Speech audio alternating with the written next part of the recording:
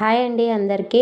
చూడండి ఈరోజు మా పిల్లలకి ఈరోజు సాయంత్రం అయితే ఆలుతో స్నాక్స్ అయితే చేస్తున్నా ఫ్రెండ్. చూసారా, ఒక 4 ఆలు అయితే తీసేసుకొని ఇలాగా కట్ చేసి ఇంకా దీంతో స్నాక్స్ అయితే చేస్తాను. చూడండి మీరు కూడా మీ పిల్లలకి చేసి పెట్టండి.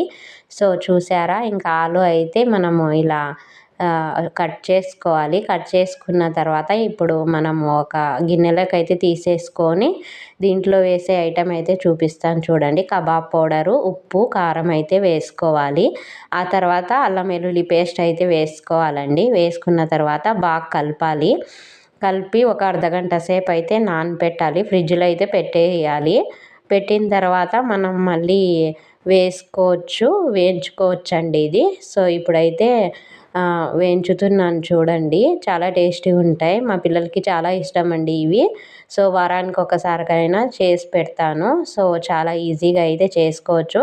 పిల్లలకి వేడి వేడిగా ఇస్తే సాయంత్రము తినేస్తారు ఇంకా స్కూల్ నుంచి వచ్చిన తర్వాత. సో చూడండి ఫ్రెండ్స్, ఇంకా మా పిల్లలకైతే ఇచ్చేస్తాను. ఇంకా వాయి అయితే వేస్తున్నాను. సో చాలా టేస్టీగా ఉంటాయి. సో పెద్దలు కూడా తినచ్చండి. సో ఇలాగా వెరైటీగా అయితే ట్రై చేసి పెడుతూ ఉంటాను పిల్లలకి. సో చూసారా, ఇంకా రెడీ అయిపోయాయండి. సో మా పిల్లలకైతే ఇచ్చేస్తాను, తినేస్తారు వాళ్ళు. సో ఇలా ఉంటాయి ఇవి.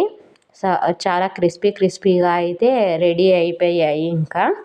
సో మా పిల్లలు అయితే తింటుంటారు.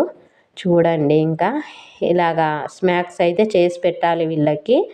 2 రోజులకు ఒకసారన్నా ఇంకా చేసి పెడితేనేనండి. ఓకేనా.